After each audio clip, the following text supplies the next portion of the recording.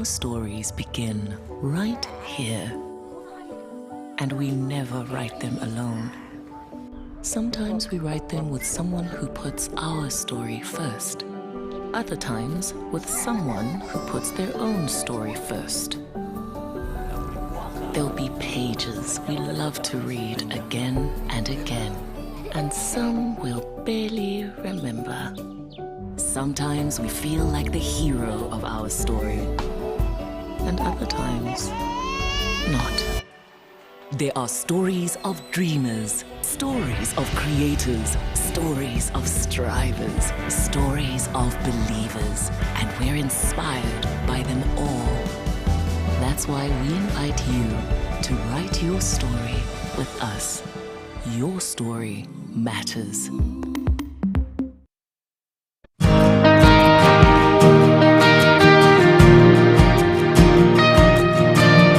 I'm Damaris Debets, the founder of Asali Betrebets. I started it back in 2022 while I was still in campus, and since then it has grown really immensely. First of all, I'm a sister. I graduated this year, May.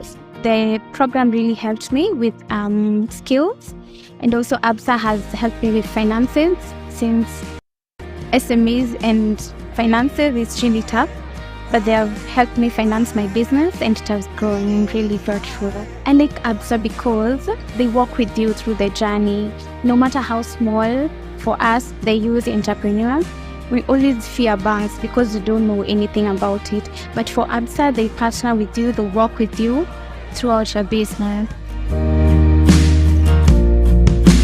My name is Wambui Mugonjogu, one of the director at Waterline Hardware and Tools. In the location Kitengela, because it's a fast growing town. Tunataka ukiingia uone aya wako na kila kitu. Hiyo kuget kila kitu, kuna point ilifika tukaona we need finances kustock hiyo duka. Na that's when a friend akatuambia, by the way, Absa hupatiana unsecured loan. Hapo ndipo tukaenda Absa. We told them the plan we had for our business, na kitu ya kwanza wakatupatia overdraft. To be able to expand the shop. Getting a bank that will believe in you, will believe in your dreams, that was a dream come true. An excellent cup of tea often inspires a great story. This is a story of Global Tea and Commodities Limited. We are by far the largest tea exporter in Kenya and probably in East Africa as well. And by far we are the market leaders in the premium segment. Our group has employed close to 1,000 employees. Out of that, 60% are ladies. What about the youth? You have so much of people working in the port. So all these employment opportunities has had a positive impact on Mombasa. We've been with Absa for quite some time. The facilities which we enjoy has helped us grow our business in the last year tremendously. We face so much of challenges. One of the rainbows in the storm has been Absa's TMO system. We just need to upload the documents on the Absa system and our job gets done. They understood what Global Tea required. And together we can write the next chapter of our story.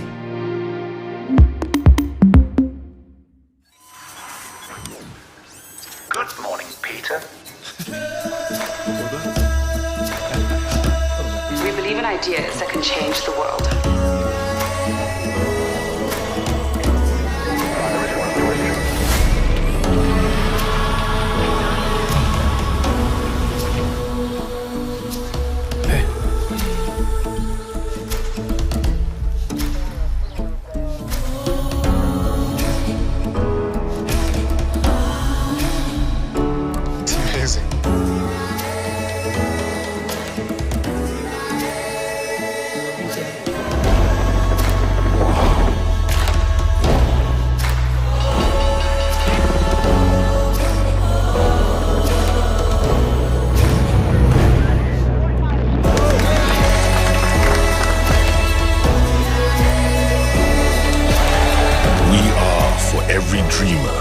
Creator, striver, and believer. At Absa Corporate and Investment Banking, we are invested in your story, and we invite you to write it with us, because your story matters. Absa.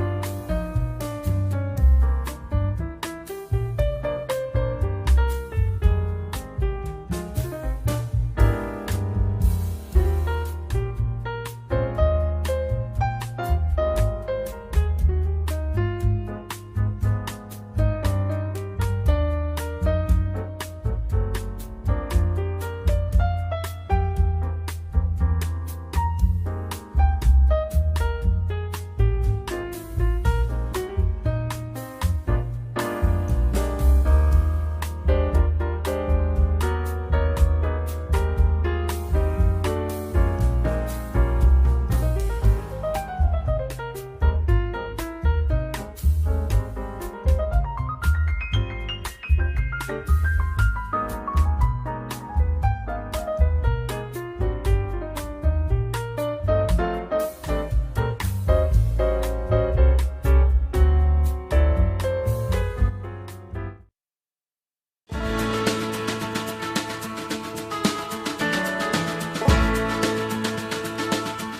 a financial institution, we have immense opportunity through our financing and intermediation role to influence and encourage sustainable practices in the economy.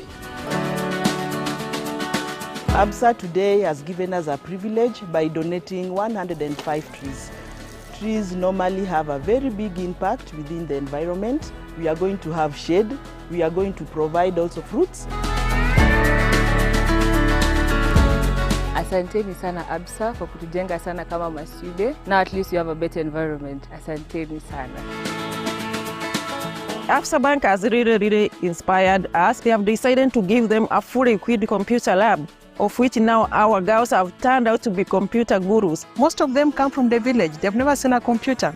But because we have a computer lab donated by Absa, the impact of the donation to the school is such a big blessing in disguise.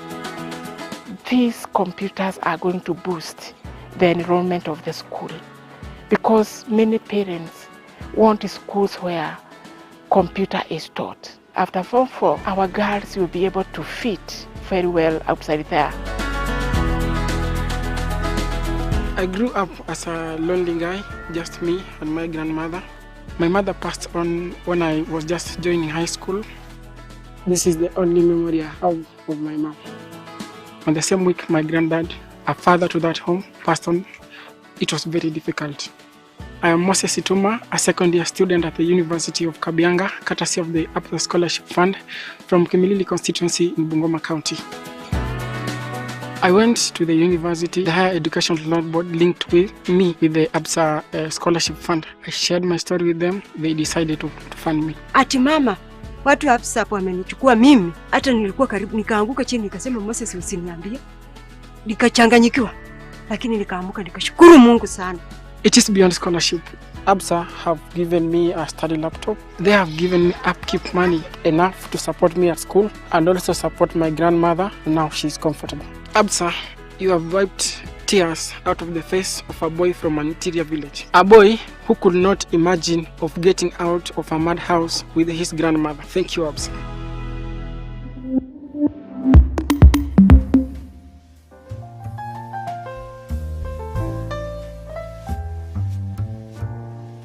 Sustainable stories and stories of impact and change that you are about to hear today as Absa Bank launches its second sustainability report. This is the second report, but this is about a long-running journey for Absa in the sustainability space, a journey that began in 2019, dating all the way to now what we're documenting here today, which is the efforts that Absa Bank has put in place over the last 1 year up to December 31st, 2023. And the theme today of the report is banking on a better sustainable future. And this is in line with Absa's purpose of empowering Africa's tomorrow together, one story at a time. Those stories that you've seen, there's many more of those that you will be hearing here. And I want to say a very warm welcome to those who are here in this room. And we also have a virtual audience that is joining us. They're live on LinkedIn and on YouTube. We say karibu and asante sana to you as well. And we hope to have this as a pivotal moment as we take a look at the sustainability journey. So what you will hear is the bank's reporting and highlights of the work that they have done in sustainability for the last year. You are also going to be hearing the bank's long-term commitments as it looks future towards funding and banking on responsible business practices. So this is what we are here to discuss today, and we really look forward to that. You will hear the report. You will hear testimonials from persons who have benefited from Absa's sustainable practices, from banking on women, on young persons, on those in the SME sector. That is what you are going to hear here today. And then we're also going to have a panel discussion with heads of industry, captains of industry, sustainability champions in their own right, in their personal capacity, as well as the organizations that they lead. And so that is something we are definitely looking forward to watching and listening here today. So, ladies and gentlemen, thank you very much for joining us here today, both here in the room as well as online.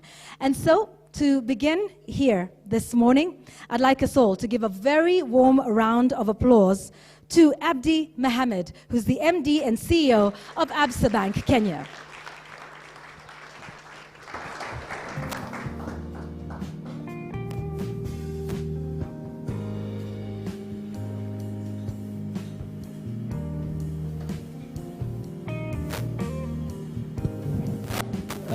Thank you very much, Yvonne. The chief guest for this morning, the PS Ministry of Environment, Dr. Ngeno, our chairman of Absa Kenya, Mr. Charles Mushene, fellow CEOs, I can see a lot of familiar faces, CEO Safaricom, Peter Ndegwa, CEO Sassini, Martin, and all the other partners who are represented here today. Good morning, everyone. I also recognize members of the Executive Committee of Absa who have grabbed a table here. Welcome. It's good to see you all. First of all, let me thank you all for joining us this morning on this very important milestone in our sustainability journey as a bank. I'll be telling the story a little bit later, but before I do that, I would like to call up our chairman and who will give us a perspective from the board perspective, the board of Absa Kenya. Mr. Chairman Charles, welcome. Give us your remarks. Karibu sana.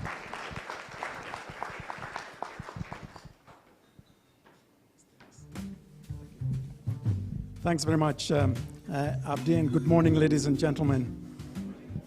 Let me add my words of welcome to each and every one of you for joining us at this launch. We don't take your time and spending the time with us for granted. Very much appreciate that. Special welcome to our special guest, chief guest, Dr. Ngeno, all the panelists, CEOs, our partners who are distributed around the room, members of the executive committee, and those who are online. We are here to launch Absa's sustainability report for 2023. Now, sustainability is a big topic for us, and it's a big issue for us. And I know there has been lots of debate around as to what people should be doing about climate change and saving the environment, and what we should be doing on the societal side. And there have been lots of arguments as to where blame should lie. But we believe that we should stop the arguments and stop apportioning blame and take action. And that's where the board of Absa sits. We see actions around preservation of the environment and making positive changes in the society as a business imperative. And as a business imperative, it's got to come up to the board because it then has got an impact on the direction that the business would take. So at the Absa board, we are absolutely passionate about incorporating all aspects of sustainability into the business.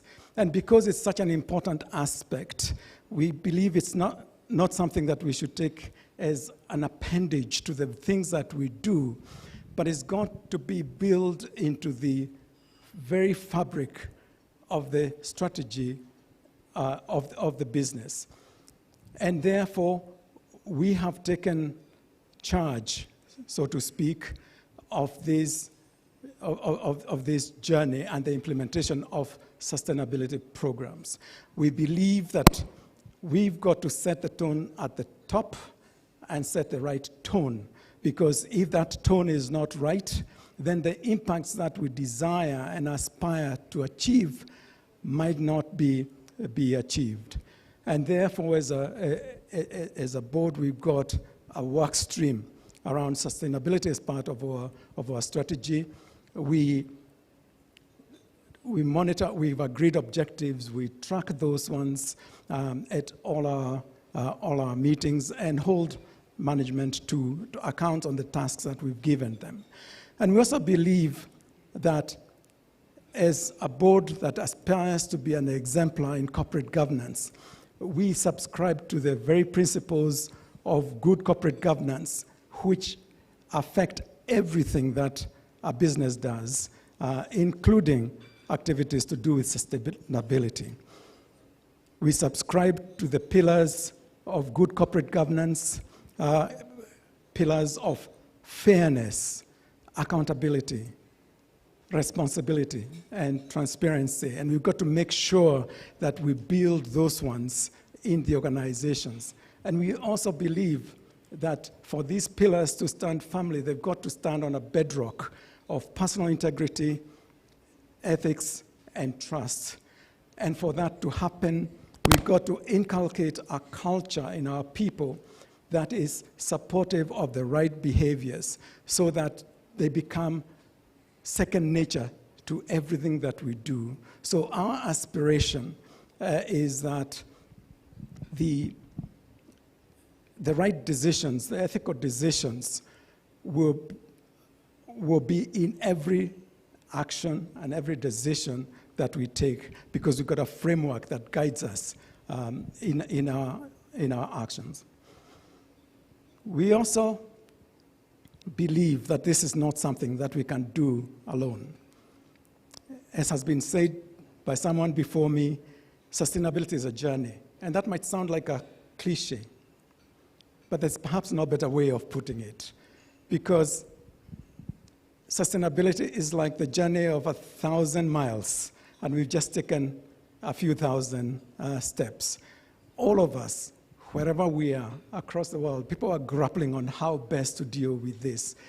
And so even as people try and work on playbooks on how to deal with this, we've got to draw from each other, work in partnership with others, with like-minded corporates, with governments and government institutions, with NGOs, because together we can share knowledge and experiences and perspectives. We can pool our resources for greater impact, and we can adapt as we go along, because we'll be learning as we're going along, and we have to have the agility and the ability to change course as we learn. So from our perspective, we are on this journey. We feel that we are starting to do the right things. We are starting to see the impacts of some of the things that we are doing, the early green shoots of this. But like everyone else, we still have got a long way to go. And we look forward to continuing to play a role in this area, because as a business that seeks to be an exemplar, we would want to work closely with others and have much greater impact than we currently have. And so perhaps maybe in closing, just to reiterate how committed we are to all this, and to invite others, wherever they are, to participate in all this. There's never a wrong time to start doing the right thing. Each one of us should do what we can to the best of our ability to make this world a much better place, alleviate the significant issues we've got around climate change, drought, sinking cities and islands, and the tribulations that humans go through, and many people in society, as a result of lack of access to clean water, to electricity, and so on. So we are all in this together, and we, as Absa, are prepared to stand up and be counted and to play our role in all this, so that together with others, we can write another story, positive story of positive impact, and be a force for good. So with that, I thank you very much, and I trust you have a productive session and you enjoy the presentations and the discussions that will take place here today. Thank you, and back to you, Abdi.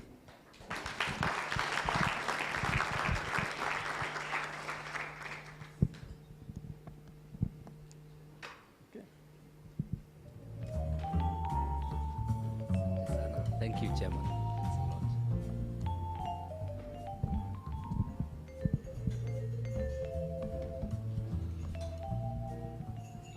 Thank you very much, Chair.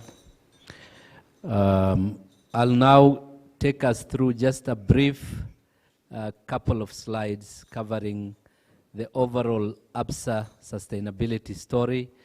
There is, of course, a far more detailed report that will be shared, that we'll be launching today, and a lot of the information will be published there as required. But I think just in terms of really the overall summary of the Absa story, there are two big headlines. One is what we do ourselves as Absa, as an organization, in terms of running a sustainable business that focuses on environment, on social issues, and just our own responsibility as an organization.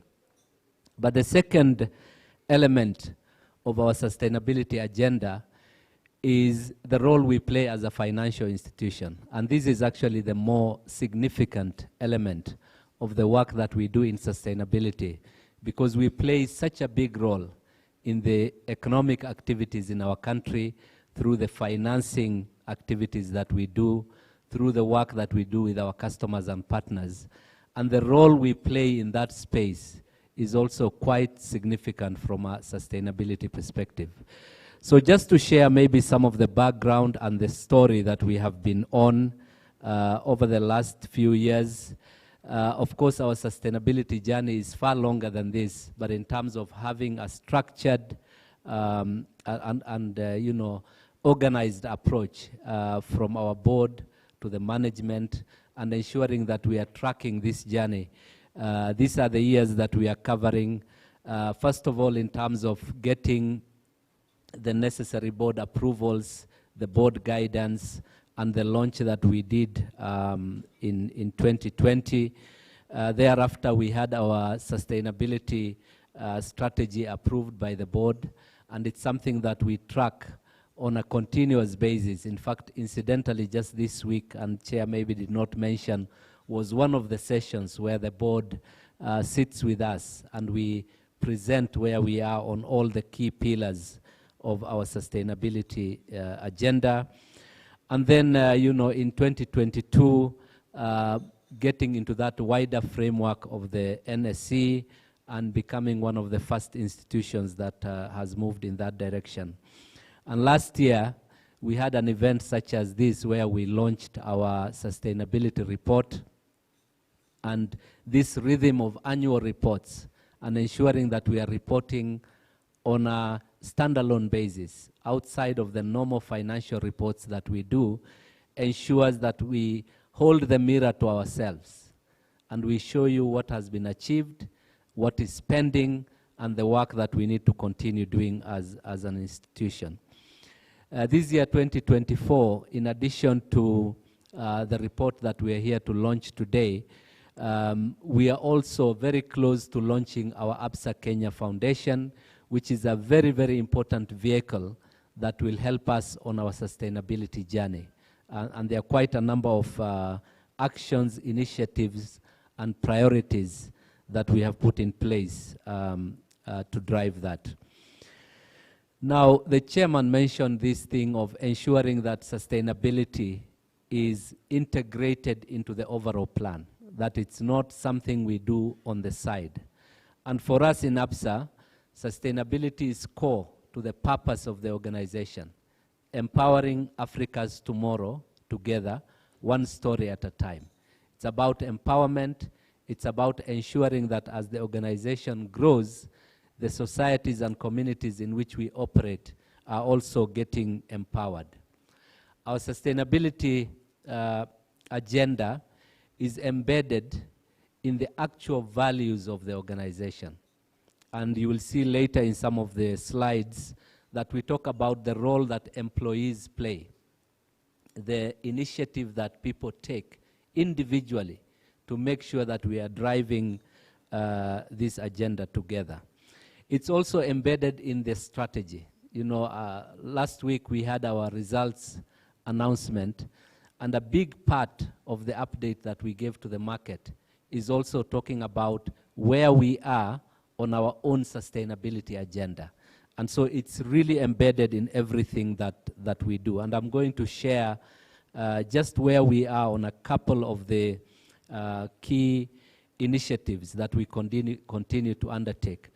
As I said, the financing component of our role is one of the most important. Sustainable finance is something that we track as an individual pillar.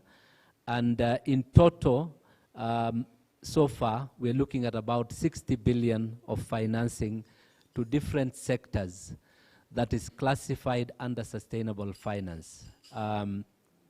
We have somewhere in the region of 22 billion in the climate finance area, financing green and renewable energy and similar products.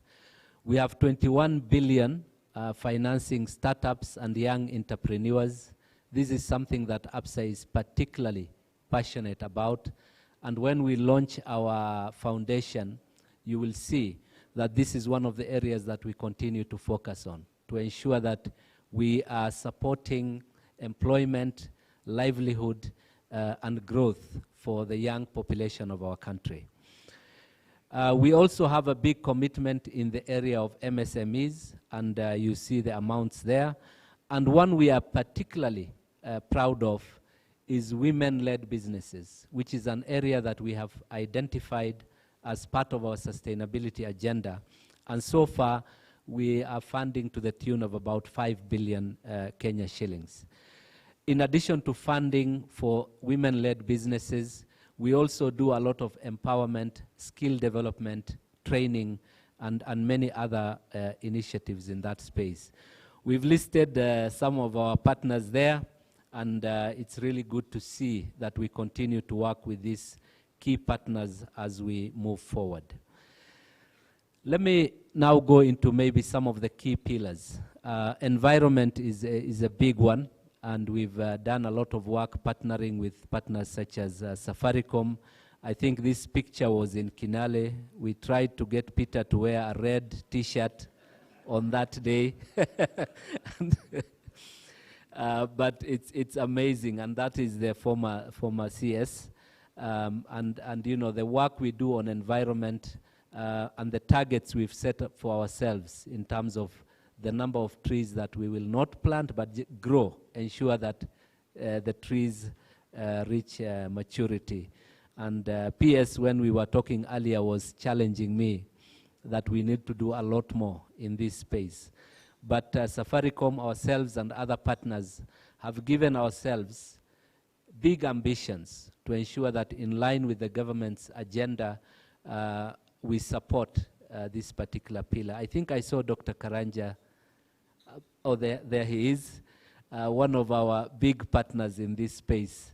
And I spent a day with Dr. Karanja in a place called Jomvu in Mombasa. We were wearing gumboots. It was quite muddy. And we did great work reclaiming the mangrove coastline. And one of the stories I remember from that day, Doctor, is you showed me some of the endangered species that have started coming back because of the work that we do there.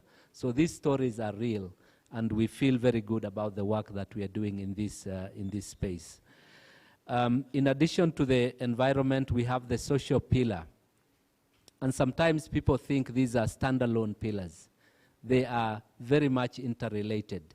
When the environment improves, the society benefits.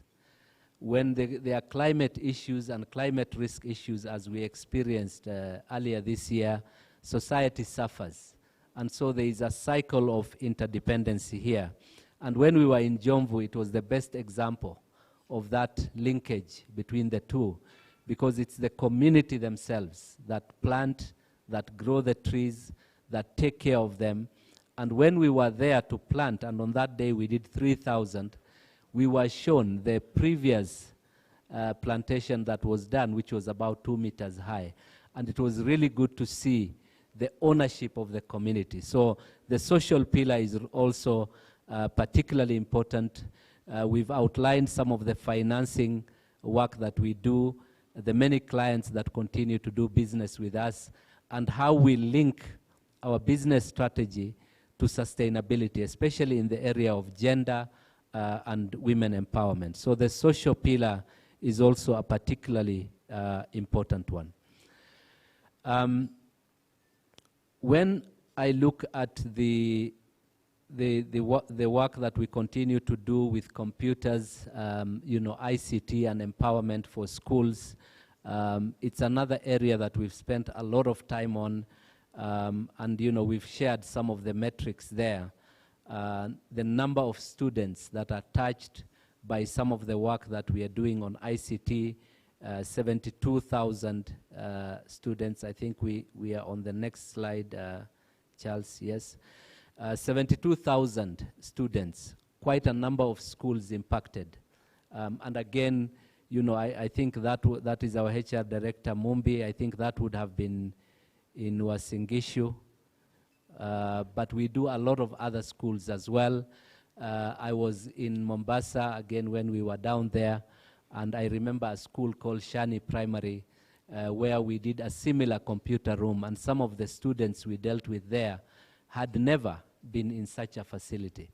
And to see the level of engagement and excitement that it creates for the whole school, just putting one good computer-enabled facility is really powerful. I was telling Peter earlier, I was in Garissa in a school called Nep Girls High School, and we were doing a very similar facility there. And I found Safaricom had been there a few years earlier and had done something similar, and there were a lot of their signage there. So again, doing it together is really a very, very powerful thing. I think on this page, the other thing I would like to comment on is the amount of time and hours that our colleagues and staff in Absa dedicate to social agenda and engaging with the communities. It's such a big part of who we are, the DNA of the organization, that you can spend hours supporting the community and you actually get recognized for it as part of your performance for the organization. And we have many good stories in that regard. It's not centrally coordinated. Sometimes we just see it in the media. Branches in places like Nanyuki, Isiolo, Meru will identify an initiative within their neighborhood and actually spend time out there. And it includes mentoring, a lot of non-financial support, but also fundraising for initiatives when it is required. We've also put there some of our gender statistics, 50-50 overall organization, 40-60 at the leadership level, something that we continue to work on, but really good statistics relatively that we are proud of. And we've won this Top Employer Award last 3 years in a row. Employee engagement is something that we drive very, very hard. And looking at our suppliers and ensuring that we have full training on ESG and related elements as well. Lastly, on this, on the governance and advocacy front, there is the regulatory minimums around reporting, around compliance with regards to this whole area of sustainability. And this is something we take very, very seriously. We work closely with partners and, umbrella organizations. I saw our CEO for Kenya Bankers Association has joined us as well. Karibu sana, it's good to have you. And we have 100% of our active suppliers trained. So the governance and advocacy piece is one that we take very, very seriously. And we try as an organization to ensure that we continue influencing the policy conversation around sustainability and what we do in this space. As I come to the conclusion, it's really to look forward at some of the key areas that we are focusing on going forward. Sustainable finance is a big area. Our target is to double the 60 billion number to 120 billion, and that's something that we'll continue focusing on. Engagements with our community is another important area. Fast-tracking our own net zero ambitions. And this is back to that first pillar I said, as Absa, as an organization, is something that we'll continue focusing on. And looking at the controls and governance aspects of it, ensuring that we lead by example in terms of compliance, reporting, meeting the necessary standards from a sustainability perspective, investing in the environment, and this is a big, big part of the sustainability agenda, and really pushing strategic partnerships as we move forward. One of the things you realize with this journey of sustainability is that no one company can do it alone. It's a combined effort of many related organizations that work together. And one of the organizations through which we deliver this in the private sector is the UN Global Compact.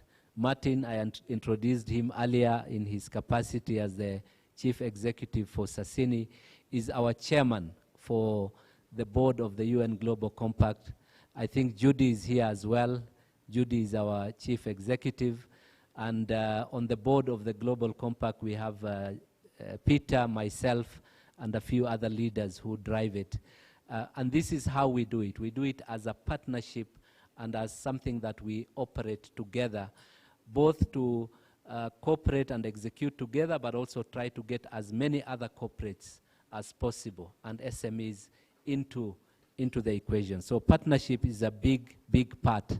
On the spot a little bit, Safaricom has been such an incredible partner for Absa, to speak on behalf of Safaricom as well as all the partners that are here. Karibu sana. Welcome, Peter.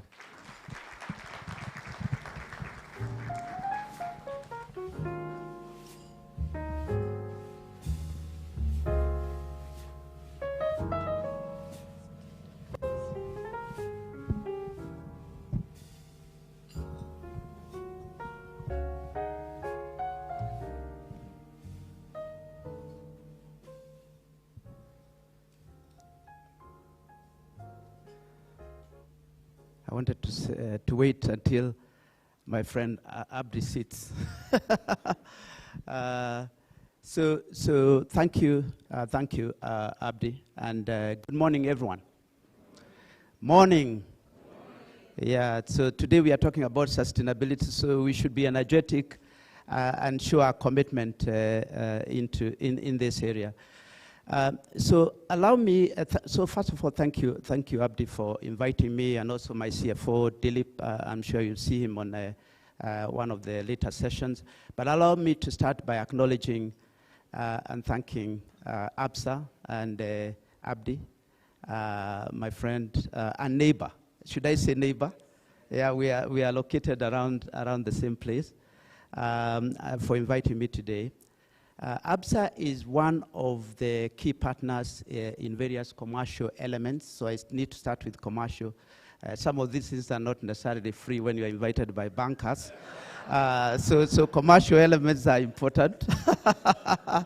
But I think the bigger partnership that we have with Absa, and the most exciting one, is on sustainability. So really delighted to be here. Together, and you saw that picture, we've committed to grow 10 million trees at least by the end of next year, and we have much bigger commitment, Bona PS. I am sure you'll be challenging us even more. One thing that you saw the picture that Abdi did not say, that was our event, and I was being forced to wear red. The other thing that Abdi did not say, we had about 200 employees, staff from Safaricom. And the Absa guys brought all the red T-shirts and asked them to wear them. I'm the only one who refused to wear that T-shirt. So interesting, but it speaks to the kind of generosity that we have. But anyway, it speaks to the partnership. I think it didn't matter who was planting the trees. I think it was important that it was in Kinale, it was important that we actually were jointly planting trees, or at least growing trees for the future. In addition, and I think Abdi mentioned, Absa is part of the partners, and you'll hear that later, that helped Safaricom to acquire first ESG linked loan last year, and which I'll speak to briefly. I also want to recognize Bona PS for a very important ministry. We worked with this ministry for a very long time. For your support and partnership, and actually broader climate journey that we have been together. Secondly, I wanted to acknowledge partnerships for a future, for the future. So Safaricom is key on strategic partnerships. Abdi said, no one can do this alone, not the government, not any one company. For us to be able to deliver a sustainable future, we need partnerships. We've seen the fruits of collaboration with like-minded partners for the benefit of our communities. As I mentioned earlier, Absa and other key three other financial institutions partnered with Safaricom to arrange a 15 billion sustainability-linked loan, which we launched last year as part of launch of the sustainability report. We achieved this success due to the collaboration by partners who share similar values in running sustainable businesses. The third thing I wanted to talk about is our experience in running a purpose-led business. Safaricom is firmly guided by the purpose of transforming lives. We do it in a number of ways, and this is about sharing experiences. It's not really good or bad. And one of the ways, and I think Abdi also mentioned, is the commercial side is the best way of delivering sustainability. So in the way we design our products, in the way we develop our products, and also in the way we run our operations. So whether that is M-Pesa, Lipa Mdogo Mdogo in terms of allowing people to acquire devices, moving them from 2 to 4G. Then through our foundation, sometimes sustainability is seen mostly from a social side, but actually commercial is important. But we also have two big foundations, Safaricom Foundations and an M-Pesa Foundation, and we focus on health, education, economic empowerment, and environment. By empowering communities by empowering communities with tools and technology enabling them to fulfill their potential. Technology is the future, is transforming many ways in the way we live, the way we interact, and we ensure that we use this for good. And then the fourth way is our commitment to transparency, and this is where the sustainability report actually is quite important. We have been on this journey for a very long time. This year we'll be launching our 13th sustainability report in October. But it shows we are still young, we are still teenagers, just entering teen. So it shows we still have a very long way as organizations. I remember attending the Sassini one earlier this year where Martin was launching there. So I think it's about enrolling everyone in this journey, ensuring that we share experiences, driving the power of partnerships, but also commitment to sustainability. So we've learned a lot over the years, and as a result, we've improved our reporting, demonstrating how we can continue to run a sustainable business. Then lastly, I wanted to address how business can include sustainability in its operation.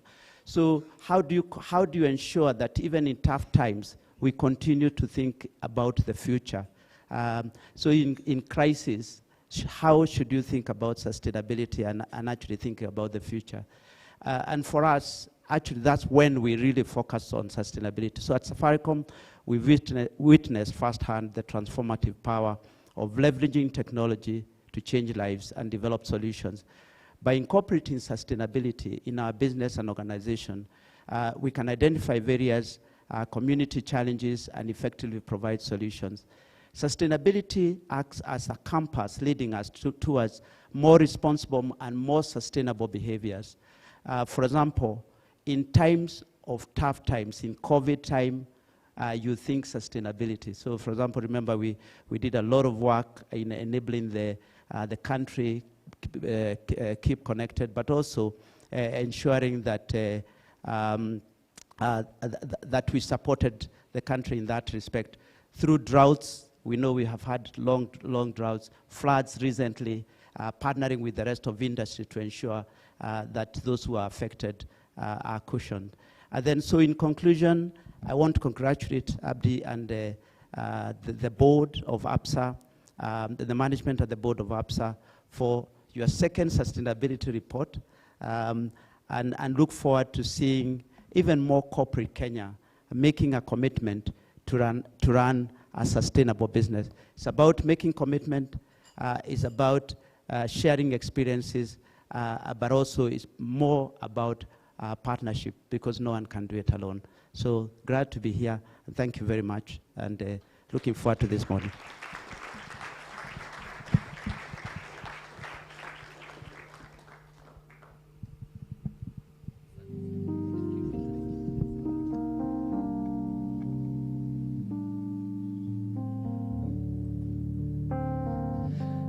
Thank you very much, Peter. We really appreciate the partnership, and we, as I said earlier, we really appreciate every single partner who is represented here today. It is now my pleasure, ladies and gentlemen, as we come to the high point of the event, to welcome our chief guest for the day, Permanent Secretary, Principal Secretary, Ministry of Environment, Dr. Ngeno, to come and say a few words. Karibu sana, PS.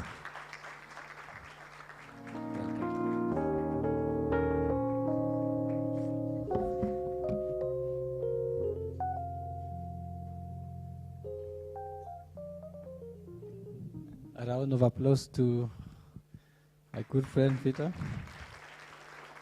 Thank you so much, Abdi, for inviting me, and I want to appreciate everyone in this room. Good morning, everyone. Allow me to pass on the onset apologies from my cabinet secretary who was supposed to have been here, Honorable Aden Duale, who was the main chief guest for this event, but he is to travel to Abidjan for the AMS and African Ministers Conference as we prepare for UNGA and also for COP29. So he has sent me to represent him. Also, two messages from him, or one message from him, and I was just whispering to Abdi during the launch last week. Your CEO colleague from KCB did commit that we are working on a restoration agenda for Nairobi Rivers Commission, or Nairobi Rivers, or the urban rivers, and one of the key things that we were charging the corporates, including Safaricom, Sasini, and everyone who is here, that for customers who are, we are working, and I think the National Environment Management Authority have already mapped out industries and corporates and customers who are polluting Nairobi River, and that list is coming out soon. And I'm happy with my cabinet secretary. For him, it is he calls a spade a spade. That list is going to be published, and we are urging that. And the commitment from the CEO KCB was that if we find that one of the customers who your customers are part of the team or people who are polluting Nairobi rivers, I think the banks will take responsibility on that matter. So I also charge Absa on the same. So that's a message from the cabinet secretary. I want to concur with Peter on the comment that for ESG, or from sustainability aspect, commercial and social, but I was whispering to the CEO that for us, we feel it from the social aspect. So commercial is for you, what we do from the ground and how communities are affected. So allow me to make some few remarks, and then that will be done. So to the Absa Bank Chairman, Mr. Charles Mujene, Absa Bank KPLC Managing Director and CEO Abdi Mohamed, the Safaricom CEO Peter Ndekwa, and the Chairperson of Global Compact Network Kenya and CEO of Sasini Group, Mr. Martin Ocheng, African Guarantee Fund Group's CFO, Ms. Daisy Wanje, the East African Breweries Limited TAPL Corporate Relations Director. Very committee, ladies and gentlemen, good morning once again.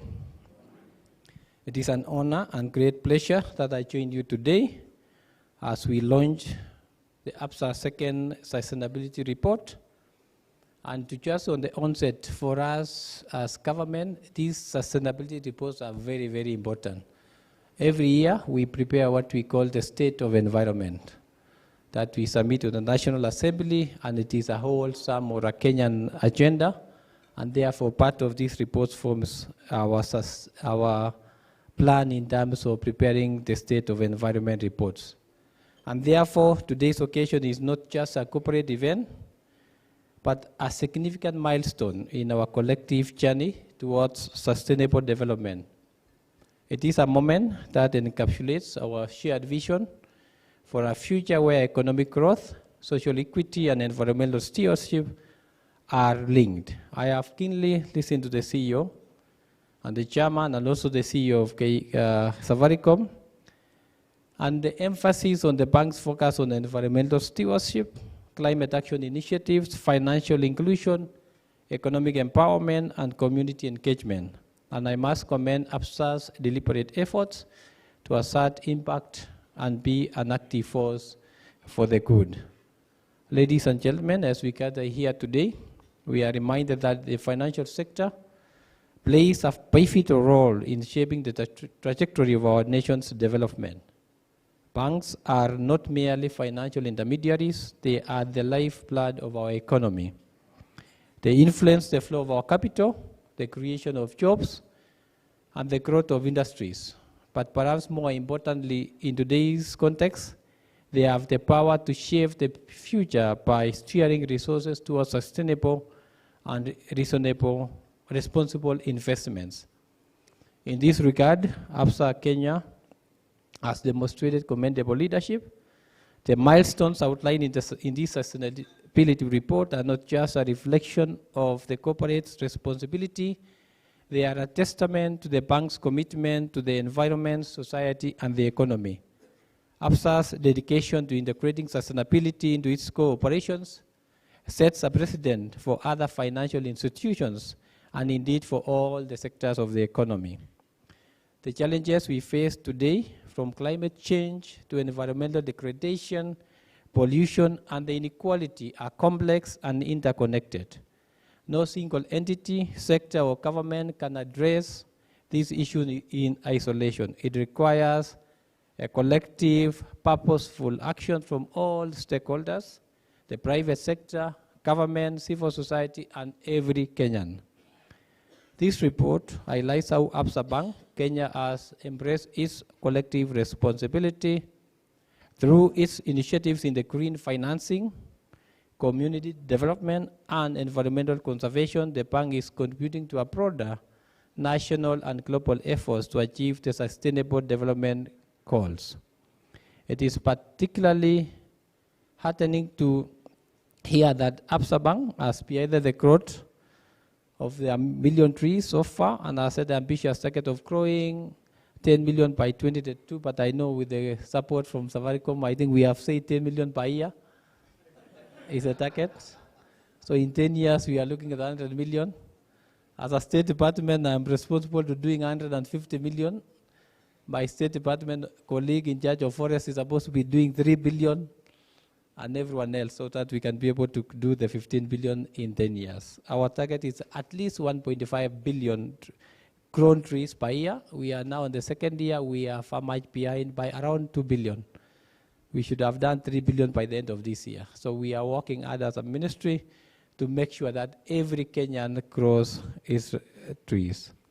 And as we work on that, it is important that we are all responsible for the conservation and the sustainability of our environment. It is indeed such collaborative efforts between the government and the private sector that will ensure that the government meets the ambitious target of growing up to 15 billion trees by the year 2032. Ladies and gentlemen, we must acknowledge that sustainability is not a destination, but a journey that requires courage and a deep sense of responsibility. It is a continuous process of learning, adapting, and innovating. As we celebrate the achievements captured in this report, we must recognize the work that lies ahead. In the context of our national agenda, sustainability is not an option, it is an imperative. The Kenyan government, through the various policies and initiatives, is committed to fostering a green economy, enhancing climate resilience, and promoting sustainable land management. We are keen to see the private sector, particularly the financial institutions, playing a critical role in this transition. The principles of the environmental, social, and governance, the ESG, are now more relevant than ever before. They provide a framework for businesses to operate in a manner that is not only profitable, but also ethical and sustainable. I am pleased to note that Absa Bank Kenya has integrated ESG considerations into its business strategy, reinforcing its role as a responsible corporate citizen. And I want to appreciate you and applaud you for that. I'm also happy to note that the broader finance sector has strongly recognized their role in combating climate change and enabling sustainable development. A review of the implementation progress on the guidance on climate-related risk management, which was issued in 2021 by the CPK, showed significant progress in integrating climate-related risks in the governance and strategy frameworks of most banks. As a follow-up, ladies and gentlemen, the Central Bank of Kenya, in collaboration with the European Investment Bank, is developing the Kenya Green Finance Taxonomy, which will serve as a reference for the Kenya's transition to a green economy. This guide, once finalized, will increase the consistency of the green finance flows and align green products and financial allocations with internationally recognized standards. Ladies and gentlemen, partnership is a cornerstone of our sustainable development. And for instance, the achievements highlighted in this report are a result of collaboration between the Absa Bank, its clients, communities, and various stakeholders. These partnerships are vital in driving the change we seek, where it is reducing carbon emissions, fostering social inclusion, or supporting economic development. I want to emphasize the commitment from the Ministry of Environment, Climate Change, and Forestry to supporting and partnering with the organizations like Absa Bank that are leading the way in sustainability. We are open to dialogue, collaboration, and joint initiatives that can amplify our collective impact on the ground. As I conclude, ladies and gentlemen, I wish to extend my heartfelt congratulations to the Absa Bank Kenya board and the entire leadership for this remarkable achievement. This sustainability report is more than a document. It is a beacon of hope and a call to action. It challenges us to think about the kind of future that we want to create and reminds us that the choices we make today will shape the world of tomorrow. Let us continue to work together, both government, private sector, and all stakeholders, to building a Kenya that is not only economically vibrant, but also socially just and environmentally sustainable. Together, we can indeed bank on a better, sustainable future. Thank you so much.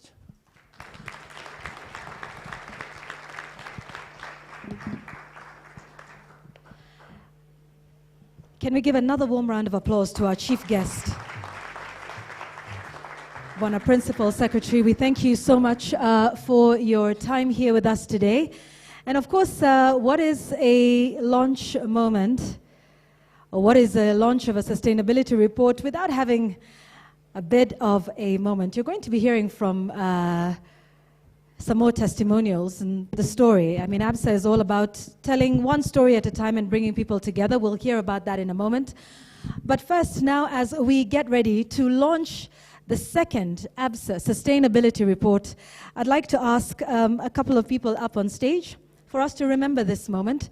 I'd like to begin with you, Bwana PS. We'd like to ask you to indulge us just one more time to come up on stage with us, together with the chairman, Absa, CEO, Bwana Peter Ndegwa, Martin Ochieng as well, please join us up here so that we can now memorialize this day when we have taken stock of Absa's sustainability journey and also made some commitments to the future. And I'd also like to ask here on stage, Madam Christine Wai, the Country Credit Director, Absa Bank Kenya, please join us here on stage for this moment to now remember the commitments we have made and, of course, everything we have said we will do. For the good picture, can we have, Madam Christine, do you mind moving to the center? Perhaps between the chair and the CEO? I'm trying to, yes. See? Yeah, the jewel of the picture. Yeah, exactly, right? Absolutely. Want to have a more sustainable lineup. So, ladies and gentlemen, this is Absa Bank's second sustainability report.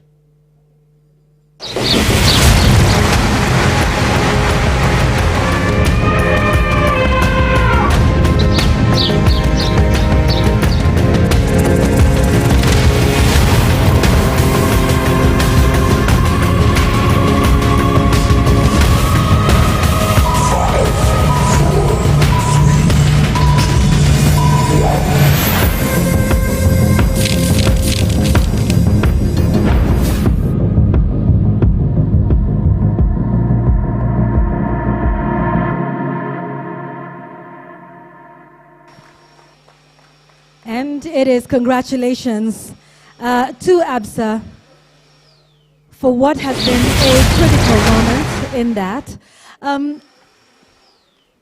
Great, so we want to have some of those, we want to have some fun with this one. Can we have that in the center? And yes, there we go. It's all about banking on a better sustainable future and understanding that this is putting your money where your mouth is and putting together the community and putting it at the center. Let's give them a warm round of applause as we take this wonderful photo. Let's give them a warm round of applause, tafadhali. And if we can hold the report up a little bit, that will be great. And ladies and gentlemen, in the spirit of sustainability, there is the QR code that is on your screen.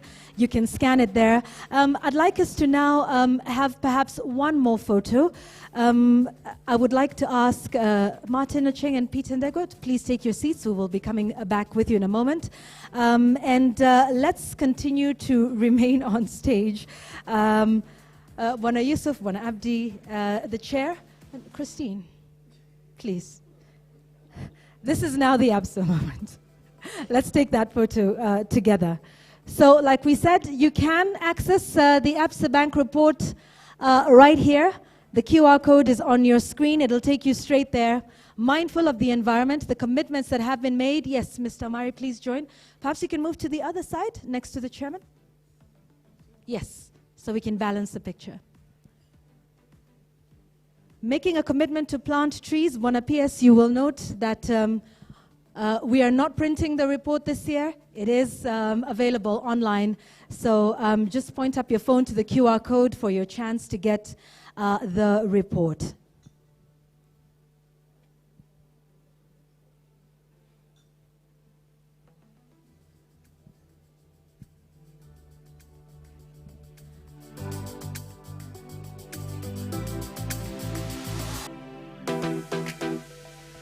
Ladies and gentlemen, thank you very much. You may take your seats. We thank you very, very much. This is congratulations to Absa, and many thanks to all of you for being here, including our chief guest, the PS. We know you've got a busy schedule, and we totally understand you making the time for us here today. We ask that you send our very best greetings to Bwana CS, and indeed the entire team at the ministry. Thank you for the continued support and guidance that you give us, both in public and private sector. And as you can see, the commitment from private sector here is very robust. I think there is the understanding that this is not government, this is a human being and a country commitment that we are making here today. And so now as we do this, we continue to hear more stories, right? A lot of what you've seen with the report and the numbers, those are real people and real lives that have been impacted. And so I want you to get a feel and an understanding of just what Absa's commitment means on a very personal level for those who are running businesses in this country. And so, ladies and gentlemen, I'd like to invite our very first speaker to give us a testimonial.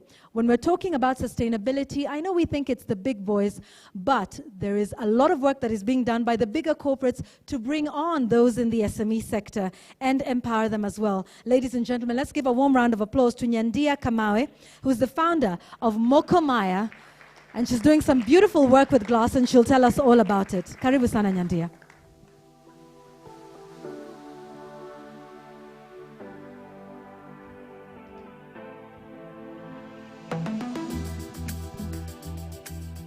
Good morning.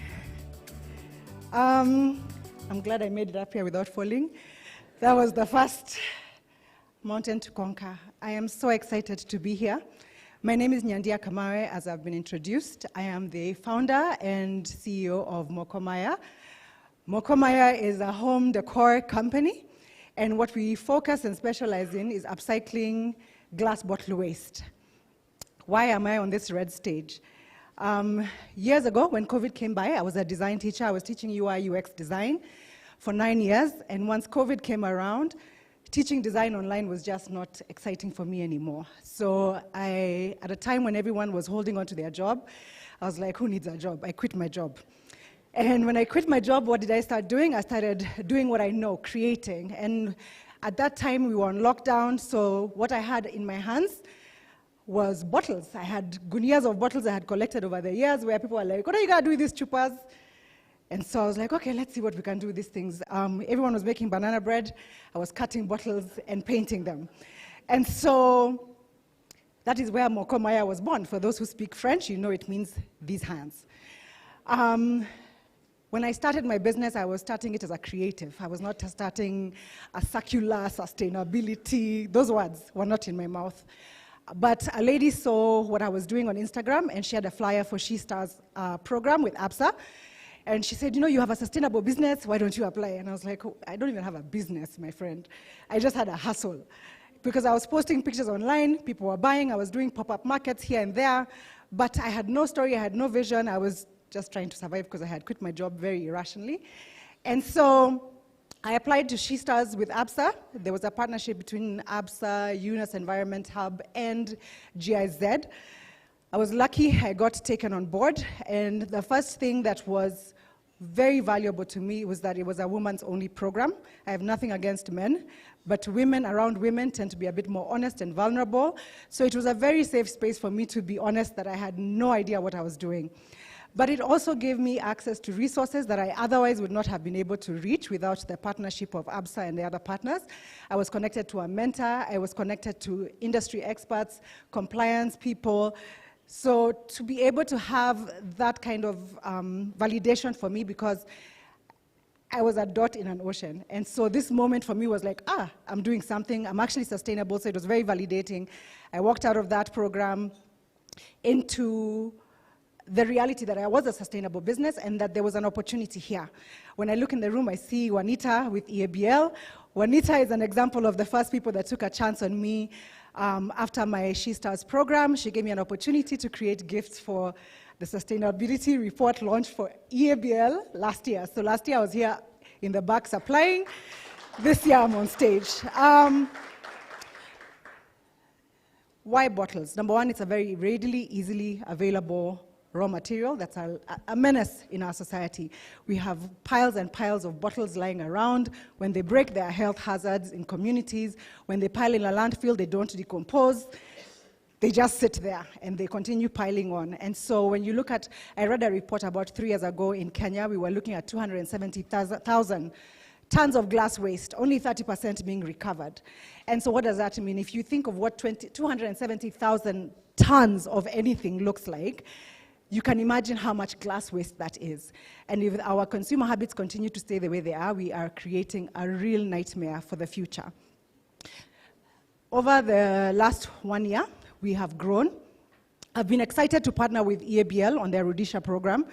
Rudisha program takes glass bottles directly from outlets. We convert them into things that can be used by the same outlets in their restaurants, their bars, and their clubs. And so that has also given our business a boost and a visibility that we otherwise did not have. Thank you, Anita.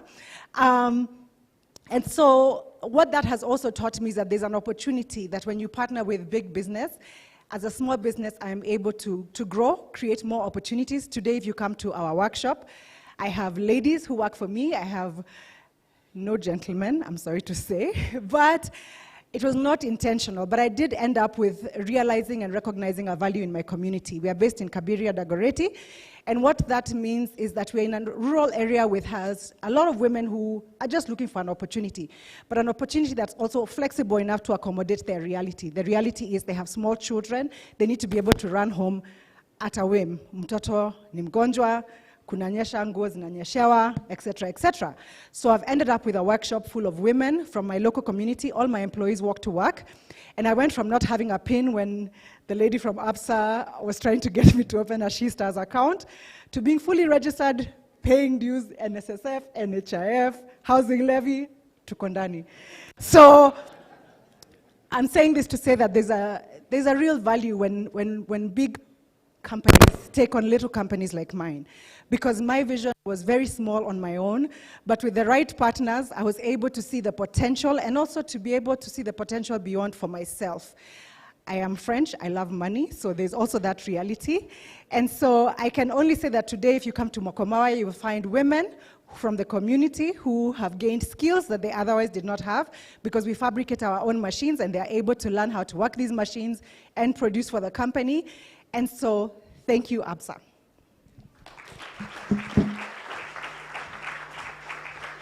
Thank you very much, Nyandia. Congratulations on the work that you're doing.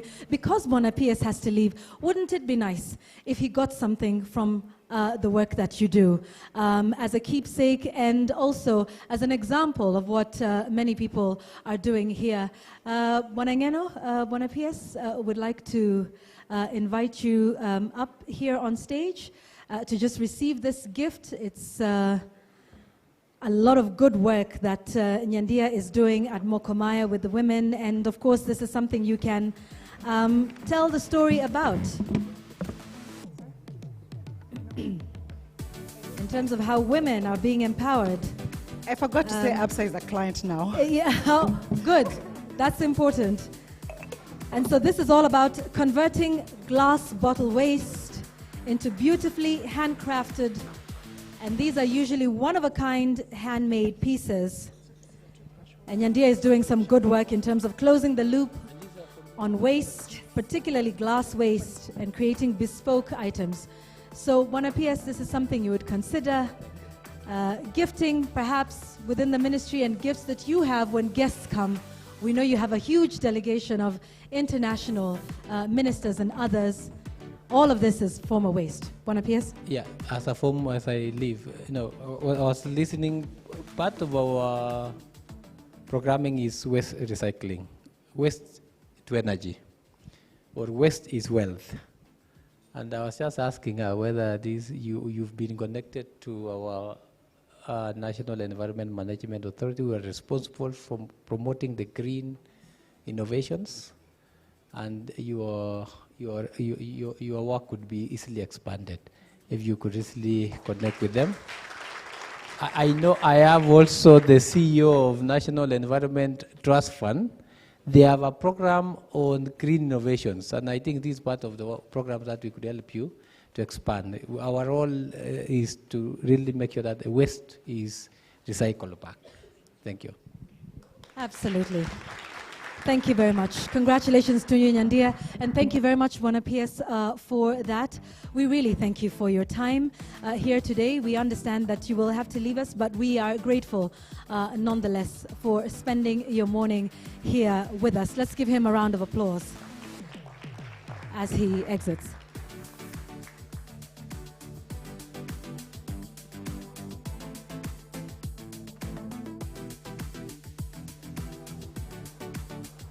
And so, ladies and gentlemen, we are not done. I want us to now focus on having a conversation about what sustainability means overall. with various captains of industry who are here. It's time for our panel conversation. Let me invite my guests up here on stage, and you can join us here as we have our next discussion on sustainability, what that means, and what the future holds for the planet. Ladies and gentlemen, first up is the chairperson of the Global Compact Network Kenya, and also the MD of Sassini PLC, Mr. Martin Ochieng.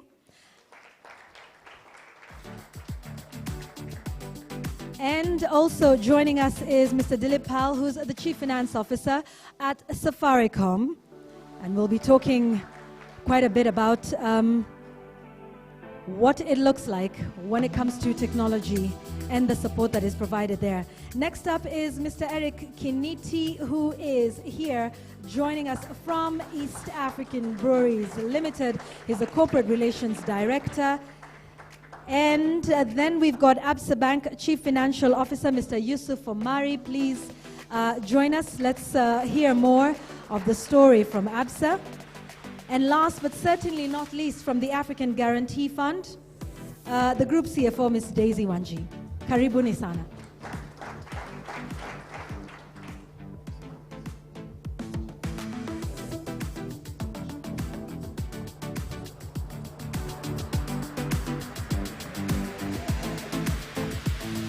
Ladies and gentlemen, please take your seats.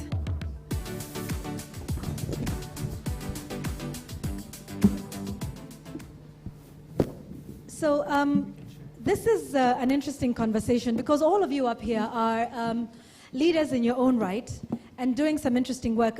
Martin, I'd like to begin with you, especially from the concept and the position of the UN Global Compact. Now we know that it's providing the framework and for sustainability and particularly for businesses in the country. So let's talk about business leaders and how they can balance the adherence to these global goals that we have set for ourselves, but also balancing that with the unique local challenges and opportunities that exist. Yeah, thanks Yvonne. First of all, to Abdi, he stepped out of the room. But to Abdi and his team, congratulations on this launch. The chairman of the board is here as well, Charles. It makes us very proud to see a member of the Global Compact launching another report. So well done to you, the board, the leadership team at Absa, and everybody involved today. For those who don't know, and I'll be very surprised if people sitting here who don't know what the United Nations Global Compact is, but in case you don't, it's the world's biggest corporate drive for sustainability. And it's a global initiative that was started by the then UN Secretary General Kofi Annan in the year 2000.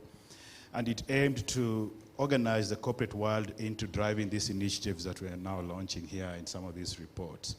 In 2015, it set a 15-year goal to achieve 17 sustainable development goals around thematic areas on human rights, labor, respect and protection of the environment. And something that we don't talk about enough is the mantra of anti-corruption, especially in this country. Underlying those 4 key thematic areas are 10 principles, which are the principles of the UN Global Compact. And the work of the UN Global Compact globally is done through what you call local networks. So in each country, there is a representation or an organization of the UN Global Compact called the local network. In Kenya, the local network is led by Judy, if you could just stand and wave, as the executive director. She's been with us since inception and has done a very good job in leading that network. The Kenyan network is the biggest in the continent, with excess of 300 members, delivering a lot of these goals that we see on the SDG platform. And the key driver of that, on top of the work that the Secretariat does, is the work that we see from the members. 60% of those members are SMEs. So the big corporates do launch these reports, but the actual work really gets done through the SMEs. And so organizations like Absa, Safaricom, Sassini, and all these big organizations that are there are just leaders in terms of advancing the initiatives. But the real work that we need to make the difference in terms of where the effect can be felt is in the small and micro enterprises. And so to answer your question directly, the aspect of leadership is really critical. I mean, there's a reason you see certain organizations appear to be leading in this subject. It's because of the commitment and the passion you see from those leaders. And so it comes from the personal commitment, first of all, from the leaders themselves, but how that passion is then driven in those organizations toward achieving these goals. And all these guys, when you talk to them, you can feel that passion palpable in their speeches, palpable in the way they live their lives, palpable in the way they lead their organization. That really is critical. Yeah, and leadership definitely drives this. And we did hear from the leadership of Safaricom, Pete and Deg were talking about the important role of technology and integrating that. Dilip, can you talk to us about how technology can drive partnerships in ecosystems? We've heard from Martin about how that is important, and that is, I think, exhibited here on this platform. So how can tech continue to build partnerships in this ecosystem? Thank you. Morning, everyone, and thank you for having us here. And a big congratulations, Abdi, to you and the team for the launch. And so, even to your questions, I think it touches two aspects. One is technology, and the second part is partnership. So, technology at its core is driving efficiency. Yeah? Things which were not possible before. You can do it now. And partnership means it's leveraging strength of every one of us to do things, again, to do extraordinary things. I think what technology means to us is democratizing the formation of ecosystem, ecosystem which drives partners to come in and do the things that really touches the lives of the people. So technology means nothing unless it is for good of the people. So I think technology and partnership are integrated in a way. I mean, to give an example, things which we do with Absa here in the field of M-Pesa wasn't possible if it was not because of technology that we were able to do that. Yeah, we have platforms like DigiFarm. What it does is actually the reflection of what technology can do. It connects the farmers with various partners like who are able to provide financial support, like in terms of the credit, which, for example, institutions like Absa could be part of it. It connects with the customers, and also it connects with the people who can give farmers the required advice that it needs. Things that we do through technology, many of you have heard about it. When government of Kenya came out with the Hustler Fund, which is the affordable financing for the small enterprise. I mean, because of the technology, we could do what we managed to do for 21 million customers. Things that we have done for e-subsidy, touching close to 6 million farmers. I think there is a lot that technology and partnership worked, and we could not, as Safaricom, deliver what we did if it was just technology because of the partnership that we had with them. All right, and I like the idea of democratizing access, and that's what technology does. One of the things I think that is key here is that SMEs are the driving force of the country, but there is a sense in which they are deemed to be higher risk than others. And the work that you're doing, Daisy, in terms of de-risking those investments that enable financial institutions like Absa to reach out to the SME space. So talk to us about that partnership between financial institutions and development organizations such as yourself to de-risk particularly the SME and to allow them access to finance that then grows their businesses and enables them to have the social impact. Thank you. Thank you, and congratulations to the Absa team for the launch of the second sustainability report. It's indeed a pleasure to be here. At African Guarantee Fund, what we do is we de-risk financial investments that financial institutions give to SMEs. And so we know SMEs are really important in the growth of our economies. And indeed, to be able to achieve these goals, we will need the businesses and the SMEs to partner with them. We have challenges that SMEs face, and mainly some of these challenges are access to finance. Other challenges will be the perceived risk that the financial institutions have about the SMEs.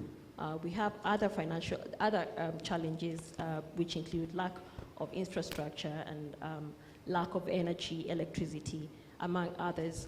And so we have a really important role to play as financial institutions to be able to support SMEs and to give them access to finance and give them that comfort so that they can be able to grow and to be able to have this impact that we want in terms of attaining the goals of sustainability development. And so for us at AGF, we tailor our products. We have a green guarantee fund that works to guarantee green financing. And so for this one is the SMEs that mainly play in renewable energy, among other clean energies. We support them, and this has been really a big impact. Other social impacts that we also have a window called AFAWA, which we've also partnered with Absa to work with to help women-led businesses. So there are so many other partnerships that we can collaborate with financial institutions to be able to achieve these sustainable development goals, mainly through the SMEs. Yeah, and no doubt sustainability and sustainable development definitely has a big social impact. Eric, talk to us about that, the collaborations that enable that sustainable development to link to social impact. Some of those collaborations happen within the industry, some of them happen across. Thank you. I think to create social impact, first of all, you need the partnerships. Because one of the things that we've realized as East African breweries is, first of all, we don't know everything, and we're not good at everything. We are good at making some beverages for celebrations, but in terms of how we are able to create a bigger momentum on social impact, it has to be through partnerships. And I can give you a few examples of some of the things that we have gotten into that we never had an idea how to get into. One of it was working with people living with disabilities. And now we have a network of farmers who live with disabilities and are able to contribute to us and provide us with grain. And this is an area that we never had an idea how to get into, but working with organizations like Site Savers, we're able to establish who these farmers are in the areas that we work in and how we can partner with them and how they can be able to provide us with inputs and be part of our economic development. So I think it's critical for us to work with partners, whether it's in corporate like Absa, whether it's with NGOs, and also how do we work with communities where we work in and be able to drive those partnerships that create valuable and impactful social impact. Yeah, and for all of this to happen, resources are at the heart of it. The chairman had earlier said that this is not just an appendage anymore of the business that Absa does, it is actually integral to that. So Yusuf, let's talk a little bit about the financing side of things and sustainable finance. Now that we understand it's a core part of your strategy, how does that work? No, I think first let me just appreciate all our partners for joining us for this launch. Really appreciative for this. I think you've heard from both our chairman and the MD. Issue of sustainability is actually a core element of our strategy.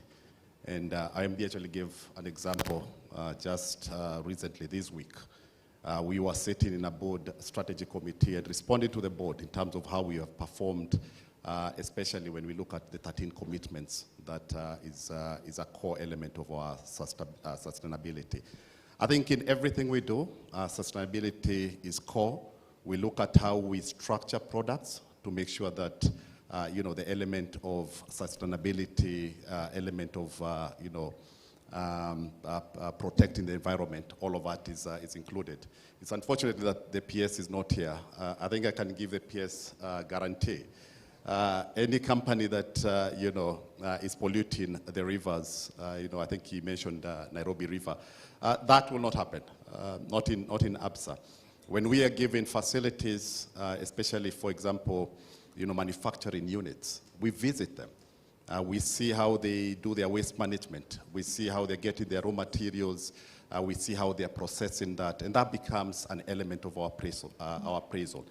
When we look at sustainability, it's actually enshrined in our enterprise risk management framework, that we make sure it's part and parcel of our appraisal process. It's interesting. We have one company, without mentioning which company that is. They have three, it's a manufacturing company. They have about 3 lines of equipment. There's one line there that's actually called the Absa line. And why it's called the Absa line is because it's super efficient. The element of sustainability have actually been included. It's slightly expensive, but you can imagine the bit that we are saying. It's not just about getting value, getting profit from that, but it's also the impact that is going to the environment. And for that reason, you can see the efficiency that is actually coming from that. Yeah, so it's not just about handing out the financing. You actually go to the ground to ensure that they are actually conducting their business in line with sustainable practices. That is possibly more than what a financial organization would be, because you dole out the loan and maybe your relationship with the client ends there, but you're taking it further. That I think continues to prove how this is at the core for you. For each of you here, you are all leaders. You are all driving sustainability in your organizations. I want to understand what it is that drives each of you as leaders. There are those, there's guidelines. CMA, NSE, they require that of all of you and your organizations that you lead. But I really just want to hear from you on a personal level what sustainability means and how that translates into how it's being implemented in your organization, in your community, in your institution. Martin, I'll start with you. Wow, that's a deep question. I guess it's personal, I'm afraid. It really depends on the individuals. I'll talk about myself and my organization. For me, I've got kids who are about to start having kids.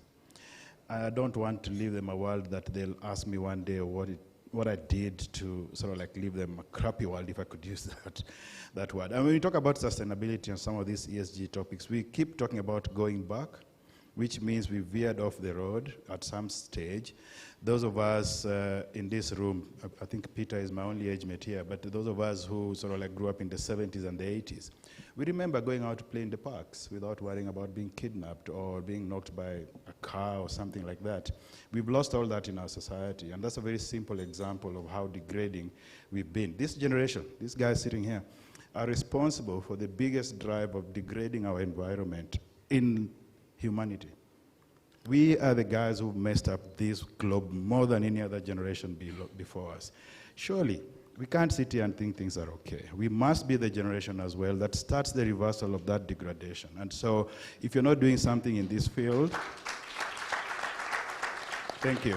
If you're not doing this already, get on with the program, please. Because even if you don't have kids to live a better world too, think about yourself. And every day waking up, going to work, and the hassles you face in just dealing with those 4 key areas: how you treat people with human rights, if you have employees, how you treat them, and what do you do with the environment, and why are you giving money under the table to do simple deals.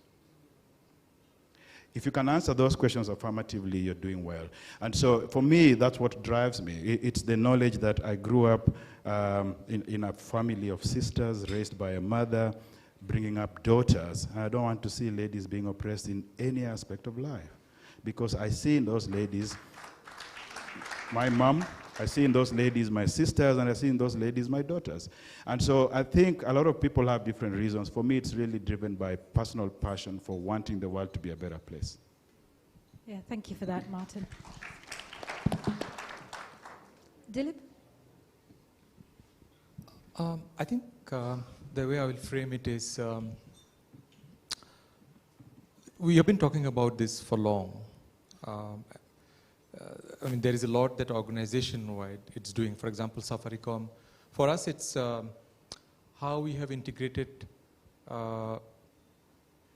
SDGs 9 out of 17 is part of our business strategy. Yeah, we spend a lot of our time in office. Yeah, then for the way we approached it is a bottom-up approach, and there is a top-down approach. Bottom-up approach is all about you are empowered to be aware of the goals that we have set for ourselves, and then you embed in the way you work. Like, it's not, I mean, you embrace it. It's not, nobody's reminding you what you have to do every day. So it's a way of work. Yeah, that's at a corporate level, and I think on a top down is all about tracking and reporting. How are you doing on what you have set yourselves on? I think at a corporate level, we have done very well, but it also touches individually. I think the way I see it, and I said this before, it's really the license. If you individually, if you think about, not thinking about the corporate, but think about yourself, you want to exist, the reason for your existence is that. The day we land that individually, I think that's what it is. It's like becoming part of the 10, 12 hours that you spend in office, that is you're embedding in the way you deliver your work. And when you're home and you're interacting, that also become part of your way of life. That nobody's reminding you, oh, this is you are doing for sustainability, this is you are doing for taking care of the planet, and this is you are doing, no, now I'm not doing sustainability, I'm doing something of my own. I think that's what to my mind is more important at a personal level. That it's embedded, what you do in office, in our corporate life, and also what we do in our personal life. Yeah, absolutely, a way of life. So there's this is what we're doing for profit. Oh, and then there's the sustainability thing that we do on the side. So it just really is inculcated in our way of life as individuals, wherever we go. Daisy, perhaps the same for you, because we even have that deadline that's looming, 2030. We know we've done a lot, but we're not quite there yet. So what does this mean for you in your leadership style and with the organization as well? Okay, I'll start on family side. Just like Martin, I am a mother of 3, and I definitely want to leave this world a better place for them.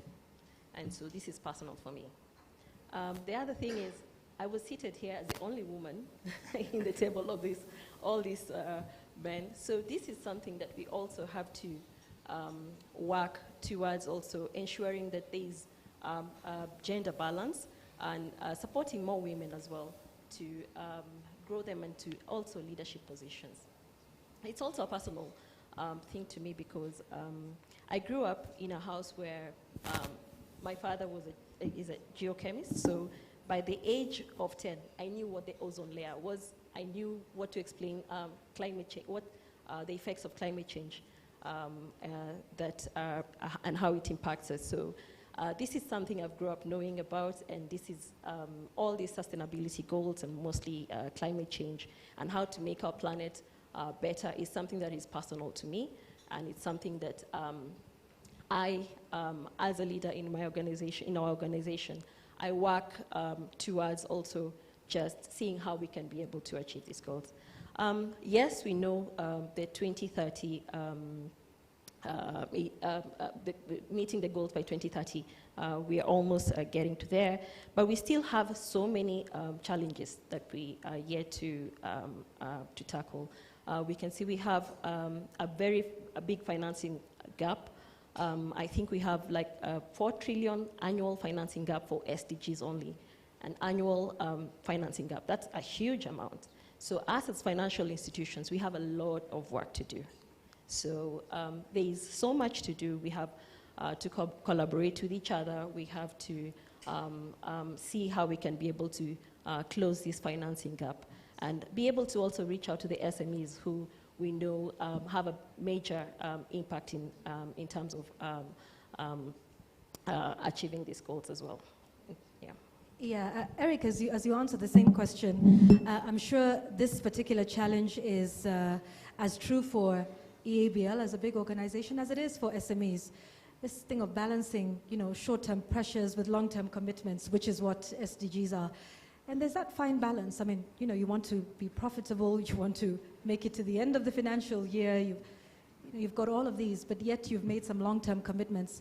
So how does the leadership, you think, then drive that balance? Thank you. And I think I'll start from my personal perspective on sustainability. I think growing up, I grew up in Nyeri, and there was a river near where I grew up, and it was a big river then. And when I look at it now, when I go to that place, that same place, It's a river that during the dry season you can actually walk across. Before you couldn't be able to do that. And that to me tells me how climate change is real and that the future is not certain because you're not sure that water, which is a critical resource for us as human beings, will be there. And I think the next wars will be about resources like water. So for me, it's very personal that we have to do something now and act quickly as individuals and as corporates to be able to ensure that our children have a future that they can be able to access some of these resources that we are privileged to have for free. And back to your question on the business pressures and sustainability. I think first the realization that there is no business that can be done in a dead planet. So if we are not taking care of the resources that we have now from the environment, there will be no business that we can be able to do. And for a business like ours that's quite integrated in terms of the resources that we utilize that are from nature, whether it's the grain that we get from farmers, whether it's the water that we use to make the beverages, they will not be there for the business to continue thriving. And that's a realization that we have made as a business and determined ourselves that even the targets that we set for ourselves for 2030 through our sustainability strategy called the Society 2030 is ensuring that we are able to protect those resources and ensure that we are providing more support from a financial perspective to be able to do this. And there are many areas that we are looking at, whether it's on energy. One of the biggest sources of energy for us, or rather the energy that we utilize the most is thermal, which is for our boilers. And one of the things we've done in the last 2 years is to transition from using hydrocarbons, non-renewable resources, which is heavy furnace oil, to power these boilers, to more renewable sources, which is we are mainly using agricultural waste like macadamia nuts, which I know Michael provides from the macadamia that they grow. And we're able to utilize this to run our boilers. We're able to use sugar bagasse, which is waste from the sugar processing. And this is able to fire our boilers, and we have reduced our carbon emissions dramatically. And we're almost now 100% using renewable sources for that. And I think the other big one for us is water. And again, talking about partnerships is working with partners on the upper Tana, because more than 90% of our water utilization comes from the Tana catchment area, which is mainly for the Aberdares. And this is basically working with partners to ensure we protect the water catchment areas in the Aberdares, and also ensure that we are working with community forest associations to ensure that they're not going back into the forest to cut down trees for energy utilization. And also soil conservation is important, because the siltation that's going to the hydro dams that are utilizing for energy production is mainly because of the water runoff that goes with the soil that comes down from those highlands. So working with them to ensure that farmers along that Tana basin understand how to conserve water and how to conserve soil so that we're able to protect those resources. And I think those are some of the examples that I can say that from our end, we see that it has to be long-term. It cannot be a short-term goal. We have to look at it at the long term. And it's by doing that that you'll be able to ensure that it's more impactful and it has more sustainability agenda going forward. Yeah, there can be no business in a dead planet. I mean, I think I like that. That's a huge takeaway, and perhaps the message to remind us all of the need to do this. Yusuf? I think for me, what really counts is the way we make a difference, especially to, the example that we've seen here for Mokomaya, trying to support the MSMEs. If you think about this country, we have less than 3 million people who actually have pay slips. The biggest challenge, if you talk to them, they say when they're going for job placements, the requirement of talking about what experience do you have. If you look at the MSMEs, it's the same challenge. They don't have those nice, healthy bank records. They are starting, it's a startup, and you start asking yourself, so how do you support this kind of group? I think for me, that to me will be the biggest element. The examples that have been given here, the testimonials, it runs across the entire organization. Today, when we are looking at allocating suppliers to the bank, we are looking at the less fortunate, the less privileged groups like these MSMEs, and we are trying to support them. To give you an example, we did our the sponsorship of the golf event. We made sure all the suppliers that were supplying that event were actually MSMEs. We had suppliers who are doing catering, the ones who are doing, providing the tents, the guys who are providing the sitting. We supported all of them 100% to our MSMEs. And you can imagine the challenge you get with this kind of teams. You talk about financial records they don't have. We go to their, say, M-Pesa transactions, and we use that to be able to, to score them. You talk about financing. I remember one of the providers, a caterer, we gave her a tender of about 5 million shillings. She didn't have the money. Approached our risk team, and we told them, finance for that. We are taking a risk on them in terms of the bit of delivery. And just to try and expound that, the MD mentioned, financing MSMEs this year to the tune of about 22 billion. You can only do that through partnerships. We approach AGF, Africa Guarantee Fund, and we say, to be able to provide this, we need to cushion ourselves on the insurance side, and through that, then the MSMEs can be able to get financing. And you can imagine with, what has been happening with the Gen Zs, it's all about getting a source of revenue. So it's not just on the side of, employment. If you could be able to provide them this leeway where they can be able to get into businesses without that track record that, of course, everyone is always looking at, and becoming innovative in terms of how we can be able to serve this specific group. Yeah, now that I'm with you, I want to go a closing round of comments, and specifically focusing on what we need to do between now and 2030, be it partnerships, be it like maybe one or two things that you think are most important as we head towards the 2030 deadline. I mean, and beyond. I mean, I don't think we all stop thinking about sustainability once we hit 2030. This is a journey of a lifetime. But just very quickly, now that you still have the mic, Yusuf, 2030, what should be done by financial institutions in terms of partnerships that we're seeing here on the stage? I think for me, the one that really stands out, and you heard me talking about it, the element of partnerships is quite key. I mean, I look at the panel here, and I can tell you we are partnering with all of them. And it's not just this, around this room, partnership is key. Sustainability is a big agenda. No one single organization can be able to do it by themselves.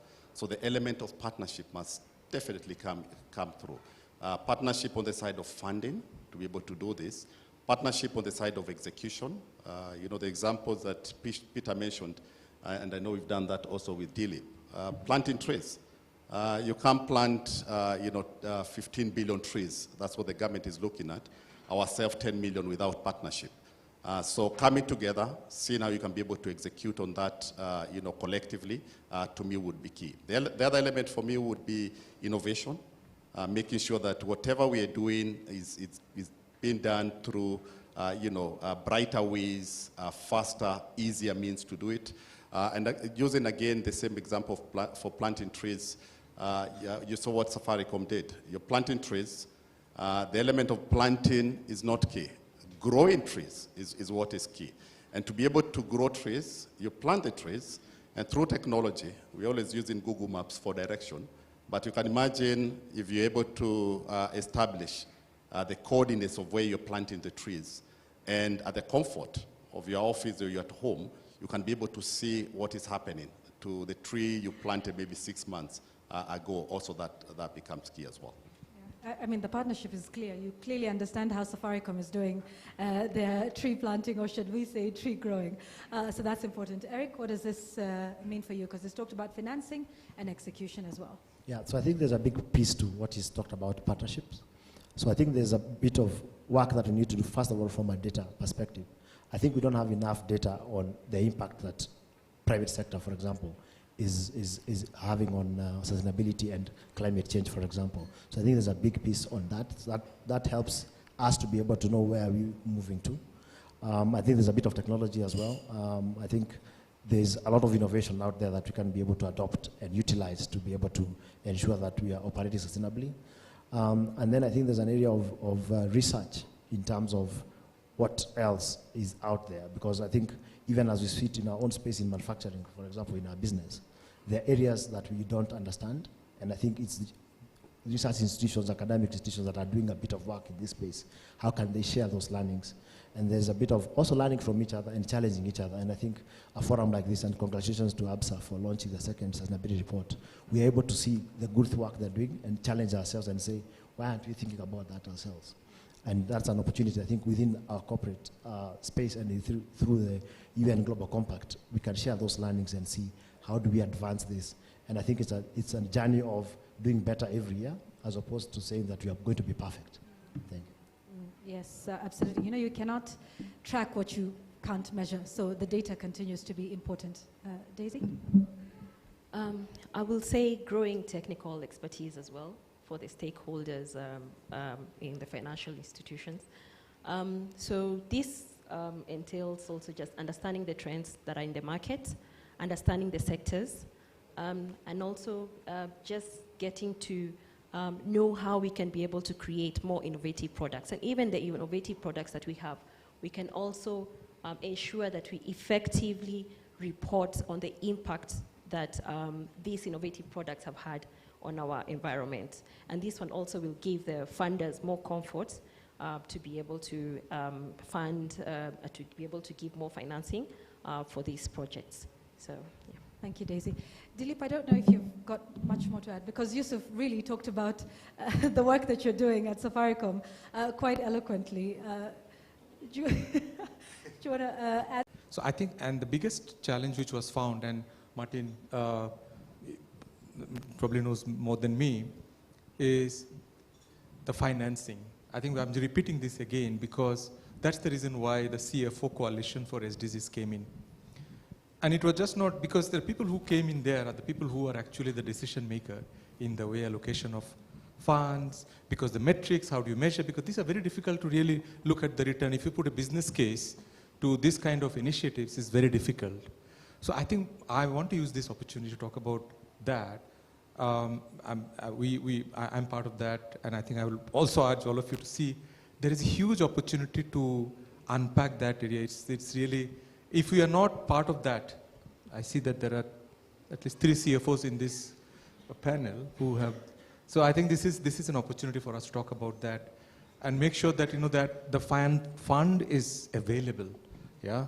And banks, as much as the financial institutions are doing, I think it's still it's easy for an organization like Safaricom to get access to that, but it's not that easy. It takes time to get into the level of that maturity for them to access to have that fund. So that's what my plea to you, that embrace that it's not a cost. And as a CFO of Safaricom, I think it confirmed that we have embraced that. Thank you very much for that, Dilip. Martin? So what does 2030 mean? So we put a target at the end that we want to achieve these goals, and all 17 of them have targets, by the way. So when they were launched in 2015, the world felt that 15 years surely is enough time for us to achieve these goals. So let me give you the stark reality. In September last year, exactly 1 year ago, we were in New York reviewing the success of those goals in regard to how we were advancing them towards the 2030 achievement. Only 25% of them were on track, 25% at the halfway stage. And in fact, about 6 or 7 of them were regressing, if you look at the statistics from where we started and where we were at the halfway stage. And so we are not doing well. Let's not sit here and think we are succeeding. We are not. So 2030 is not going to be the end state of this discussion. And so what we did at the Global Compact in New York then was to come up with 5 key areas where we felt we could advise corporates to focus on towards accelerating achievement of these goals, because some people look at 17 and think they're too much. You can't do all of them. Sasini, for example, we work on 9. I know Safaricom work on 9. Abdi, pretty much the same number. So you choose what you feel you can impact. And we decided to clump this into 5 key areas, which I'll mention very quickly with your permission. One is the work we do around water stewardship, and Eric is talking about that a lot. And this, especially in Kenya, is particularly important. We had floods a few months ago, but at the same time we had dry taps.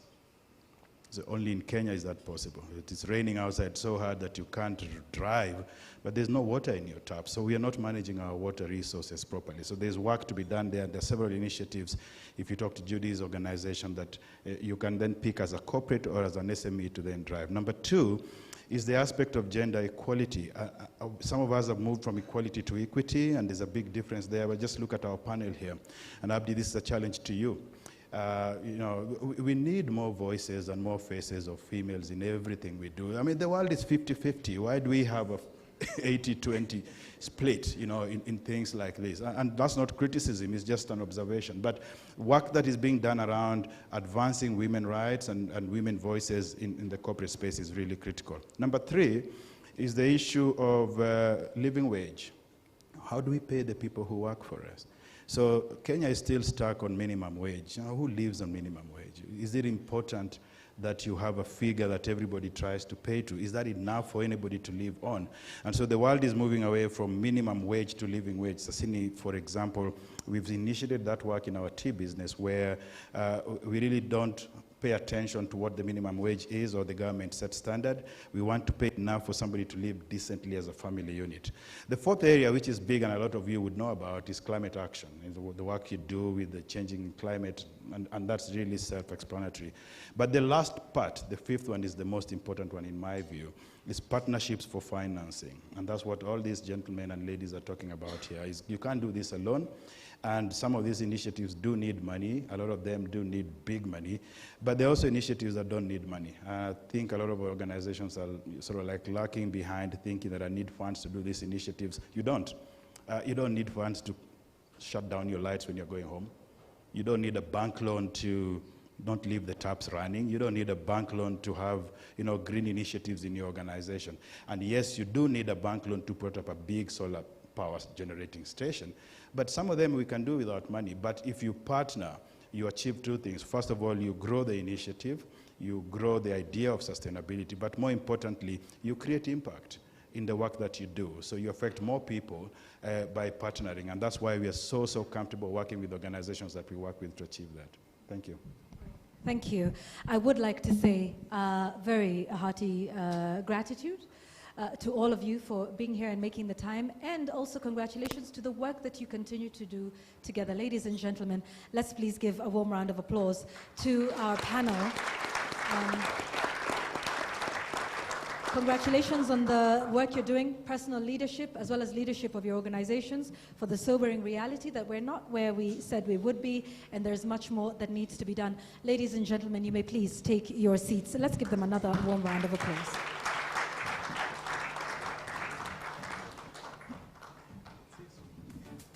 But I am informed we have something that we must do.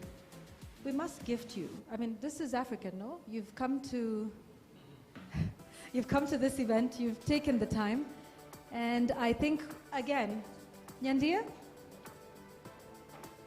So these are gifts that we hope will tell a story that you will take with you.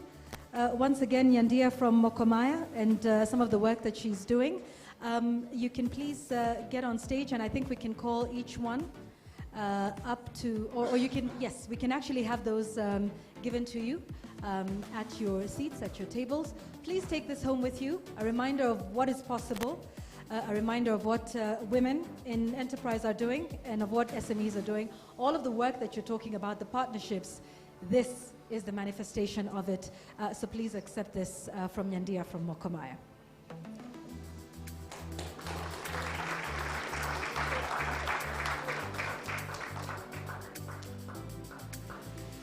And once you receive your gifts, we want to take a photo, or else you are not here. How do you tell people where you spent your morning today? How do you account for that time? A photo, that's right. That's right. So congratulations once again. Thank you so much for coming. So allow me to just ask for your indulgence one more time. Members of the panel, please come up here. Let's take a photo. You can leave your gifts behind. That's fine. Let's just take a photo. I'm sorry, remind us of the time here, the commitment, and also for your support, not just for Absa, but for sustainability as well.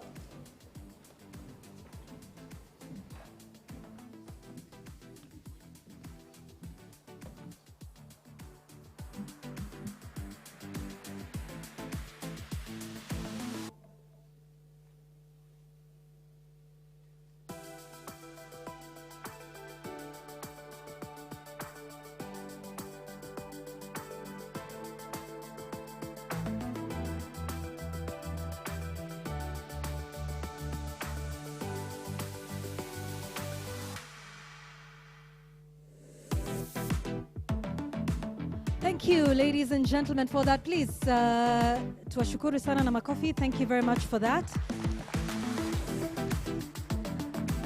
Sustainability is crucial, but ladies and gentlemen, as you can see, it takes a lot of commitment. It takes a lot of leadership and integration across all aspects of the business, and we can see that here quite clearly. So thank you very much to all of you for the work that you are doing there. So before we close, I want us to just hear one more story and to get an understanding of what this means. We've heard from Nyandia and the work that she's doing, but what about getting young people ready for work? Faith, are you here? There you go. Faith, come up and talk to us. Faith Waweru is a ready-to-work graduate at Absa. She has a few minutes to just tell us about her experience at Absa and how it has benefited her. We're talking about living wage, dignified work, and so Faith is here. Let's give the young lady a warm round of applause to get her ready to come up here. Thank you. Okay, my name is Faith Waweru. I am currently working at Absa Kenya. That is the collection and recoveries department. I joined the bank in the year 2022 as a credit intern. And prior to that, I graduated from Pioneer International University, where I got my bachelor's degrees in commerce.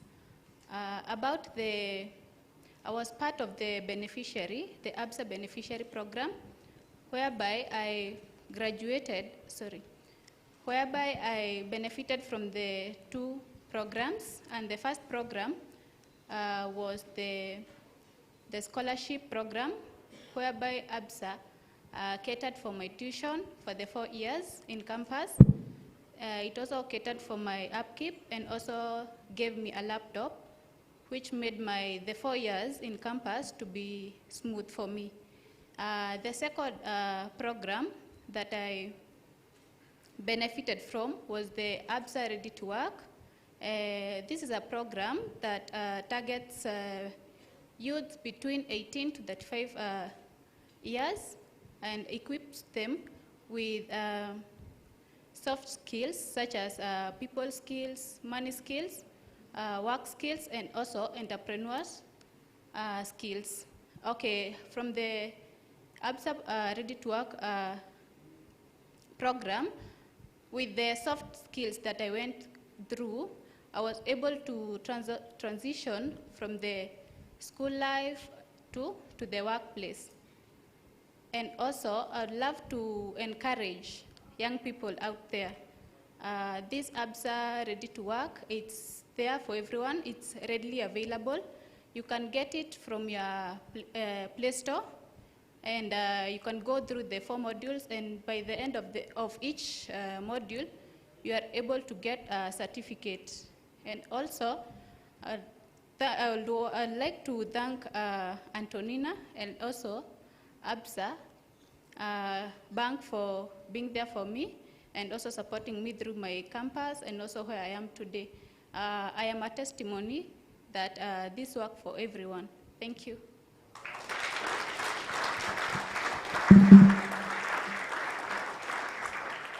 As you can see, Faith, that warm round of applause is really congratulations to you for where you are now. And indeed, for the future, it looks really good for you and what that looks like ahead. So if you think about some of the goals that we can see there, good health, well-being, the idea of quality education, gender and equality and empowerment for women and girls. I mean, I think all of that is clearly demonstrated with Faith, with Nyandia, and with all of the other stories that have been enabled by Absa. And so, ladies and gentlemen, this is not my event. This is, in fact, an Absa event. And to be more specific, this is an event that has been put together by the sustainability team. They do quite some work over at Absa. And so, to close this and give us the vote of thanks, is really the person who has put all of this together. Charles Wakabi, who's the head of sustainability, communications, and corporate affairs.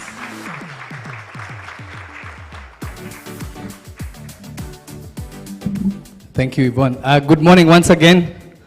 Good morning, Kwani Melala. All right, look, guys, lots of more knowledgeable people than I will be in the next 5 years have been on this stage. They've said lots of things. I don't want to spend any more moments saying any other things, but just came here to say thank you very much. Thank you for spending your morning with us. It's a joy. Many people who've been up on this stage have said this is a journey of partnership. We could never achieve anything by ourselves in this journey, and so we appreciate the holding of your hands, the sharing of minds, the sharing of stories, the inspiration that you give us, and the works that we continue together. We only put a report. A report is just a coming together of lots of things that we have achieved. If we didn't do anything, we would have nothing to do to put in that report. And if we didn't work with all of the partners that we have here, the things that we are reporting there wouldn't be true. So I would like to thank all our partners, from Global Compact, from AGF, Safaricom, GIZ, Finance in Motion, all of you. I can't mention all of you, but do know that, from the most bottom place of our hearts, when we sit down at Absa, we really appreciate that we do work and do work well together. So I just came here to say thank you. Thank you for spending time with us. Our report is available on our website. Somebody said we're not printing it. It's by design. We're in a sustainability event. You can find it on our website. You can scan the QR code. It's our second sustainability report, and it's done in the GRI standards for those who care about the technical standards that we are using to compile our reports. So please peruse through it.